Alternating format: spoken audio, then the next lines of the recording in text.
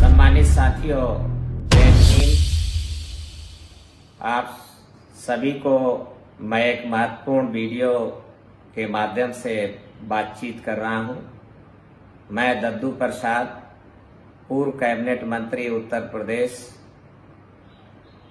राष्ट्रीय संयोजक सामाजिक परिवर्तन मंच, फोन नंबर 9415902994। इस कोरोना महामारी के दौरान भारत की दलित, शोषित, पिछड़ी, आदिवासी से संबंधित एक बड़ी समस्या उजागर हुई है।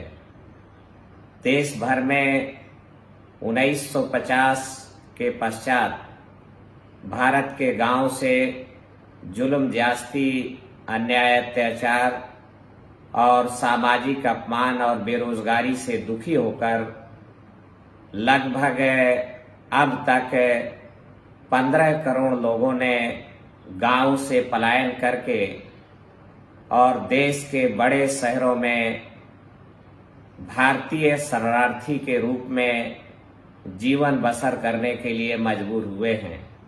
दिल्ली उनका बड़ा सेंटर है और दूसरे नंबर पे मुंबई, मद्रास और कोलकाता, साथ ही तेजी से हुए औद्योगिक विकास के कारण सूरत, अहमदाबाद, बड़ौदा, लुधियाना ये नए भारतीय शरणार्थियों के सेंटर के रूप में उभर करके सामने आए हैं। पर दुखद यह है कि भारत के जनगणना सर्वेक्षक के पास इन भारतीय शरणार्थियों के ठीक आंकड़े उनके पास नहीं हैं। मैं जब आपसे बात कर रहा हूं तो मेरे पास भी ठीक आंकड़े नहीं हैं, पर ये लगभग 15 करोड़ की आबादी गांव से पलायन करके अपने ही देश के बड़े शहरों में झुग्गी झोपड़ी बना करके रह रहे हैं। नाले के किनारे, सड़क के किनारे, रेल की पटरी के किनारे या ओवरब्रिज के नीचे, ह्यूम पाइप के अंदर, जहां कहीं भी उन्हें जगह दिखाई दी, पॉलीथीन तान कर और 5 फीट 10 फीट की जगह पर झुग्गियां बना करके वो जीवन बसर करने के लिए मजबूर हुए हैं। एक मोटे अनुमान के तौर पर इस 15 करोड़ में से लगभग 7-8 करोड़ लोग तो वहीं पर परमानेंट रोजगार पा करके सेटल भी हुए हैं, पर लगभग 8 से 10 करोड़ आबादी अभी भी खाना बदोश के रूप में, शरणार्थी के रूप में जीवन बसर कर रही है। ये विदेशी शरणार्थियों के नाम पर आंसू बहाने वाली सरकार, जो आज पाकिस्तानी शरणार्थियों, बांग्लादेशी शरणार्थियों और अफगानिस्तान से आने वाले शरणार्थियों के लिए विशेष योजनाएं चलाने का दावा कर रही है, पर यह भारतीय जनता पार्टी की सरकार भारत के ही शरणार्थियों के लिए कुछ भी प्रबंध और उपाय करने के नाकाम साबित हुई है। अभी कोरोना महामारी के दौरान इन भारतीय शरणार्थियों के लिए खाने तक का प्रबंध ये सरकार नहीं कर रही है। 18 अप्रैल को हमने एक वीडियो संदेश जारी करके उत्तर प्रदेश के मुख्यमंत्री माननीय योगी आदित्यनाथ से अनुरोध किया था कि जिस तरीके से आपने 16-17 अप्रैल को बसें भेजकर उत्तर प्रदेश से 300 से ज्यादा बसें कोटा, जो राजस्थान में है, वहां भेजी और अमीर घरों के लड़कों को, छात्रों को आपने उत्तर प्रदेश में वापस बुलाने का काम किया, लॉकडाउन का उल्लंघन करके बुलाने का काम किया। ठीक उसी तरीके से भारत के दूसरे बड़े शहरों में फंसे हुए जो गरीब मजदूर भूखे लोग हैं, जो भूखमरी के शिकार हो रहे हैं, वो अपने घरों को वापस आना चाहते हैं, उनको भी वापस बुलाया जाए। और इसमें उत्तर प्रदेश के लोग बड़ी संख्या में हैं। पूर्वी उत्तर प्रदेश और बुंदेलखंड और बिहार, छत्तीसगढ़ से बड़ी संख्या के में लोग भारत के विभिन्न शहरों में फंसे हुए हैं। हमारी मजदूरों से लगातार बात हो रही है और आप जो लोग सुन रहे हैं उनसे, आप लोगों से भी मेरी बात हो रही है। तो उन सबका कहना है कि अगर सरकार हमें एक तो अव्वल स्पेशल ट्रेन चला सकती है, क्योंकि ये सुखद है कि कोरोना वायरस का संक्रमण अभी मजदूरों के बीच में नहीं हुआ है। भारत के स्वास्थ्य सचिव लगातार रोजाना की प्रेस ब्रीफिंग में ये दावा करते हैं कि अभी इसका कम्युनिटी ट्रांसमिशन नहीं हुआ है। तो हम भी ये कहते हैं कि मजदूरों के बीच में संक्रमण नहीं हुआ है, तो स्पेशल ट्रेन चला करके भी इसको वापस बुलाया जा सकता है।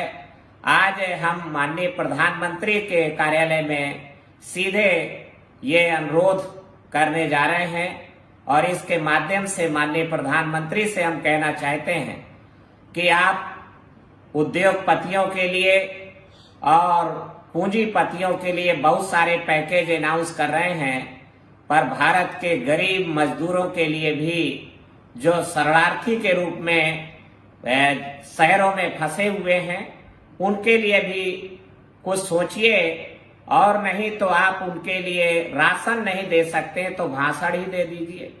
माननीय प्रधानमंत्री जी, आपने 19 मार्च को रात्रि 8 बजे देश को संबोधित किया। अगर आप उसी दिन लॉकडाउन की संभावना घोषित कर देते 24 अप्रैल के लिए, तो 24 मार्च से, तो निश्चित रूप से हमारे मजदूर भाई इन 5 दिनों में अपने खर्चे पर घरों को वापस आ जाते। पर आपने देश के साथ सस्पेंस रखने के आदी हैं, उसमें आपको एंजॉय मिलता है। जिस तरीके से आपने 8 नवंबर 2016 को अचानक नोटबंदी की घोषणा किया, उसी तरीके से आप सस्पेंस में रखते हुए पूर्व घोषणा नहीं किया और हमारे मजदूर भाई फंस गए और अभी भी वो फंसे हुए हैं। तो इसलिए मैं पुरजोर तरीके से माननीय प्रधानमंत्री से अपील करना चाहूंगा कि एक नई समस्या इस कोरोना महामारी के दौरान उजागर हुई है कि लगभग 15 करोड़ लोग गांव देहात छोड़कर और सामाजिक अपमान, अन्याय, अत्याचार, आतंक और बेरोजगारी से दुखी होकर देश के बड़े शहरों में शरणार्थी के रूप में जीवन यापन कर रहे हैं। लगभग 7-8 करोड़ लोग वहीं पर सेटल हो गए हैं, घर द्वार मकान भी बना लिए हैं, छोटे छोटे घर भी बना लिए हैं, पर लगभग 8-10 करोड़ मजदूर अभी भी शरणार्थी के रूप में भारत के विभिन्न शहरों में हैं। तो वो अपने घरों को वापस आना चाहते हैं, क्योंकि अपनों के बीच में आना चाहते हैं। उन्हें आप अगर भरोसे में लेते तो वो शायद आपके भरोसे पर रह करके और घर वापस आने की जिद नहीं करते। पर आपने 19 मार्च को देश को संबोधित किया, तब आपने मजदूरों की बात नहीं किया। 24 मार्च को आपने मजदूरों के लिए कोई संदेश नहीं कहा, आश्वासन नहीं दिया। इसके अलावा आपने मन की बात कार्यक्रम में भी देश को संदेश दिया, पर मजदूरों की बात नहीं किया, मजदूरों के विमर्श की बात नहीं किया। फिर जब मजदूरों की तरफ से आवाज आई तो मजबूरी में आपने 26 मार्च को 1,70,000 करोड़ रुपए का प्रधानमंत्री कल्याण योजना का पैकेज घोषित करने का काम किया, परंतु उसका आपकी वितरण प्रणाली में मजदूर विरोधी लोग बैठे हुए हैं, गरीब विरोधी लोग बैठे हुए हैं। भारत की ब्यूरोक्रेसी मजदूर विरोधी है। आप स्वयं एक चाय वाले का बेटा होने का दावा करते हैं और भारतीय रेल के बंद होने से लगभग 35 लाख रेल के रजिस्टर्ड और गैर रजिस्टर्ड मजदूर पिछले 1 महीने से बेरोजगार घूम रहे हैं और वो भी भुखमरी के शिकार हैं देश में। इसलिए आपको हम आह्वान करते हैं कि लॉकडाउन के बारे में 3 मई तक है। 3 मई के पहले आप मजदूरों को अपने घरों में वापस ले जाने के लिए प्रबंध करिए।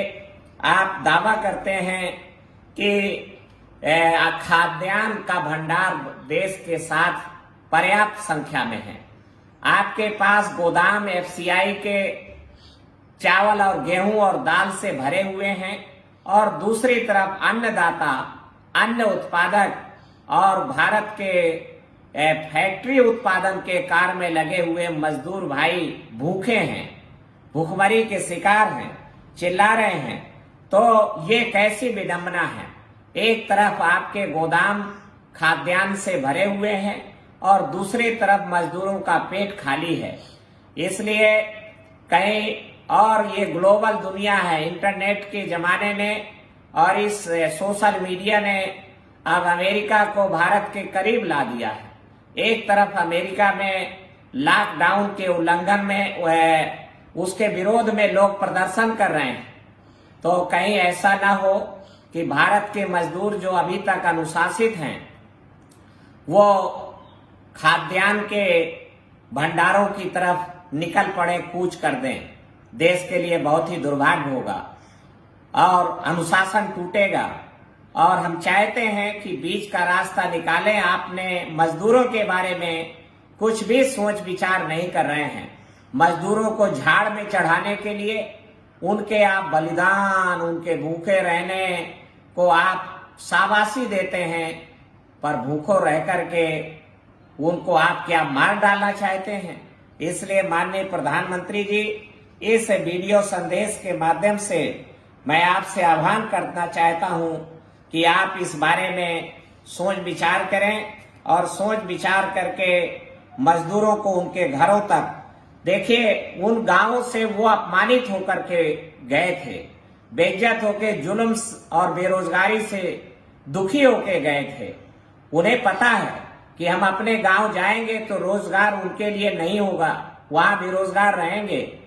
पर एक अगर आप भरोसे में लिया जाता तो ये जो खबर मजदूरों के बीच में फैली है कि कोरोना वायरस बीमारी शहर की बीमारी है और देहात में कोरोना नहीं है, इसलिए उनको लगता है कि हम अपने माँ बाप से दूर रह करके यहीं पर मर जाएंगे और हमें संक्रमित हो जाएंगे। गांव में जाएंगे तो गांव में कोरोना बीमारी नहीं है। इसलिए मैं पुनः आपसे इस के माध्यम से हम अपील करना चाहते हैं कि आप मजदूरों के बारे में सोच विचार करें। जिस तरीके से कोटा के छात्रों को आपने वापस बुलाने के लिए इजाजत दिया, मजदूर लोग ये भी कह रहे हैं कि सरकार अगर हमें साधन नहीं दे सकती है तो हम अपने साधनों से अपने घरों को वापस चले जाएंगे, पर हमें सरकार लॉकडाउन, हमें घरों तक वापस जाने के लिए प्रबंध करे, लॉकडाउन शिथिल करे। और 3 मई के बाद अगर हमें ऐसा लगता है देश के हालात कि आप लॉकडाउन आपके लिए एक चक्रव्यूह बन गया है, माननीय प्रधानमंत्री जी, आप लॉकडाउन को जल्दी वापस नहीं कर पाएंगे, पर इस बीच भी आप मजदूरों के लिए घर वापसी का प्रबंध भारत सरकार करे, उनके खाने का इंतजाम सरकार करे। आखिरकार आप एफसीआई के गोदाम, आपने खबर आई है कि आप चावल से सैनिटाइजर बनाने का इंतजाम करने जा रहे हैं। ये और ज्यादा दुखद है। मजदूर का, अन्नदाता का, अन्न उत्पादक का पेट खाली है और चावल से आप सैनिटाइजर बनाने की बात सोच रहे हैं। ये बहुत ही दुखद है और इस मौके पर मैं आपसे ये भी कहना चाहूंगा कि ये 1,70,000 करोड़ रुपए का जो बजट है, ये बहुत बड़े घोटाले का शिकार हो रहा है, क्योंकि मजदूरों के पास, गरीबों के पास ये नहीं पहुंच पा रहा है और तमाम के बीच के खर्चों के नाम पर ब्यूरोक्रेसी इसको खर्चा कर रही है, नौकरशाही खर्चा करे, घोटाला कर रही है। पीएम केयर फंड जो स्थापित किया गया है, तो उसके भी खुलासा किया जाए कि कितना उसमें फंड इकट्ठा हो रहा है। आखिरकार वो भी कोई एक बड़ा घोटाला ना बन जाए, वैसे भी ये देश घोटालों का देश है। तो मैं इसके माध्यम से कहना चाहूंगा कि जब आप पाकिस्तानी, अफगानिस्तानी, नेपाल, श्रीलंका, बर्मा के शरणार्थियों के लिए भारत में प्रबंध करने का दावा करते हैं, तो फिर भारतीय शरणार्थियों की जनगणना कराई जाए। कितने लोग रिफ्यूजी हैं, अपने ही देश में बड़े शहरों में रह रहे हैं, और उनके लिए आपने पाकिस्तानी शरणार्थियों के लिए 1947 में ही पुनर्वास मंत्रालय, स्पेशल एक मंत्रालय खोलने का काम किया और अरबों रुपया पाकिस्तानी शरणार्थियों के लिए आपने पैकेज अनाउंस किया तत्कालीन प्रधानमंत्री ने।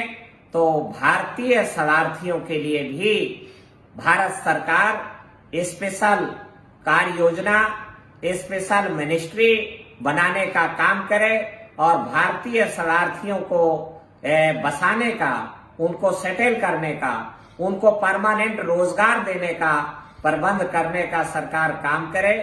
अन्यथा अगर आप सरकार ने इस दिशा में कुछ नहीं सोचा तो ये माना जाएगा कि सरकार दोहरे मानदंड रखती है। अमीरों के लिए अलग प्लान है और गरीबों के लिए अलग प्लान है, और आने वाले चुनाव में यही गरीब आपको सबक सिखाने का काम करेंगे।